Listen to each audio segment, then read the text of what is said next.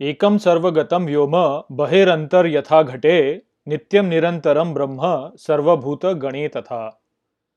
नमस्कार मित्रों। ये जो श्लोक है ये अष्टावक्र गीता के प्रथम अध्याय का 20वां श्लोक है और आज के वीडियो में हम इस श्लोक को गहराई से समझेंगे। तो आइए सबसे पहले इसके अर्थ को समझते हैं। तो जो श्लोक है वो कहता है एकम सर्वगतम व्योम, अर्थात एक सभी स्थानों पर उपस्थित आकाश, बहिरंतर यथा घटे, अर्थात जैसे घट से बाहर भीतर है, नित्यम निरंतरम ब्रह्म, अर्थात ब्रह्म नित्य निरंतर, सर्वभूत गणे तथा, अर्थात वैसे सभी गणों में है।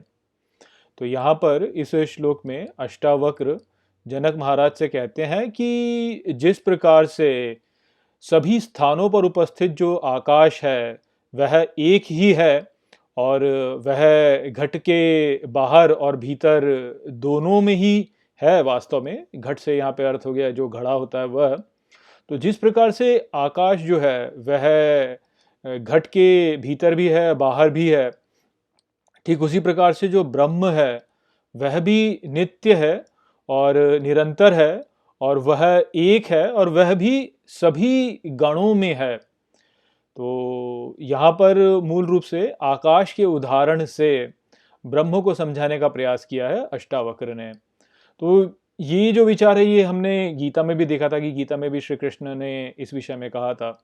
तो आकाश जो है वह वास्तव में एक बहुत ही अच्छा उदाहरण है ब्रह्म को समझने के लिए, क्योंकि यदि आप आकाश को देखें तो आकाश वैसे तो कुछ भी नहीं है। यदि देखा जाए तो कुछ भी नहीं है। आप देखें तो आप बोलते हैं कि अच्छा यहाँ पे क्या है, किसी भी रिक्त स्थान या किसी भी खाली स्थान को यदि आप देखें तो वहाँ पे आप यही बोलेंगे कि यहाँ पे कुछ नहीं है, किंतु वास्तव में वहाँ पर आकाश है। परंतु क्योंकि आकाश सभी स्थानों पर है और वह जो है वह किसी से भी प्रभावित नहीं होता है, इस कारण से जो है हम ये बोलने लगते हैं कि वहाँ पे कुछ नहीं है, किंतु वास्तव में वहाँ पर आकाश तो है ना।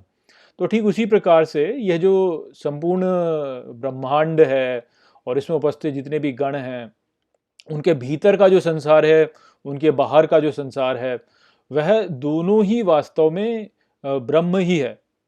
तो हमको क्या लगता है, हमको लगता है कि जो बाहर का हम संसार देख रहे हैं, जो आकाश हम देख रहे हैं ये तो सत्य है, किंतु जो हमारे भीतर का जो संसार है वह तो केवल हमारी कल्पना है, बस वह तो झूठ है, केवल कल्पना मात्र है, किंतु ऐसा वास्तव में नहीं है। तो जैसे वो जो आकाश होता है वह घट के बाहर भी होता है और भीतर भी होता है, ठीक उसी प्रकार से जो बाहरी संसार हम देखते हैं और जो हमारे भीतरी संसार हम अनुभव करते हैं वह दोनों वास्तव में एक ही ब्रह्म है।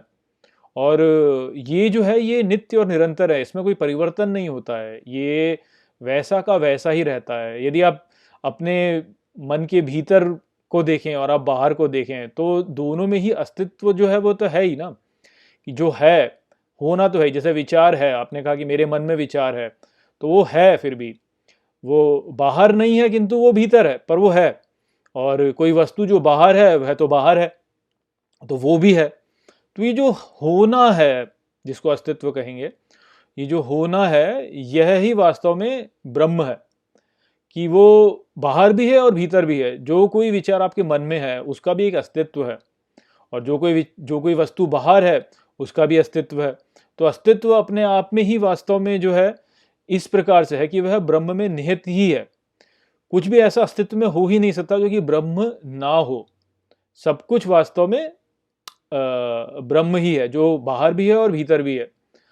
और आप बाहर के आकाश को देखिए, जैसे आकाश में यदि आप कीचड़ को फेंकें तो जो कीचड़ होगा वो नीचे गिर जाएगा, वो आकाश को मलिन नहीं करेगा, आकाश वैसे का वैसा ही रहेगा।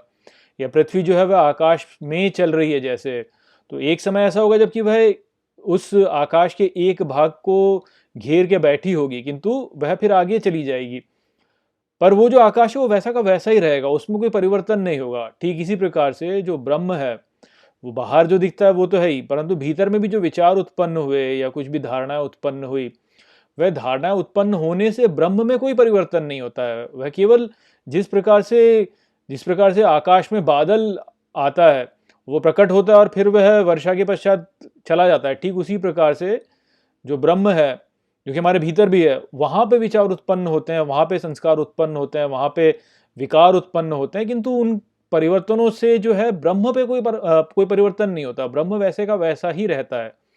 होना है वो तो वैसा ही रहेगा, जो है वो तो वैसा ही रहेगा, किंतु क्या है उसमें परिवर्तन हो सकता है।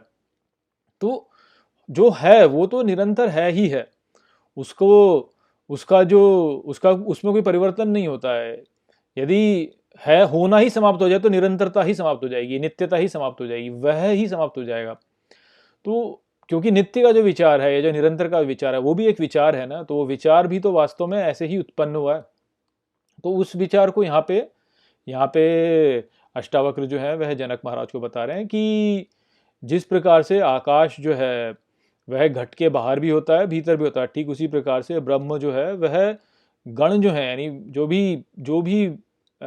जो भी सचेत वस्तुएं हैं या जो भी ऐसी हैं जिनमें जिनमें थोड़ा भी ज्ञान है, उनके भीतर भी है और उनके बाहर भी है, क्योंकि ज्ञान ही तो वास्तव में ब्रह्म है। तो ये विचार यहाँ पे इस श्लोक में अष्टावक्र ने जनक महाराज को बताया। तो आशा करता हूँ कि मैंने इस श्लोक को आपको अच्छे से समझा दिया होगा। और यहाँ पर जो है अष्टावक्र गीता का प्रथम अध्याय समाप्त होता है। तो अब अगले वीडियो में हम द्वितीय अध्याय को आरंभ करेंगे। चलिए, नमस्ते।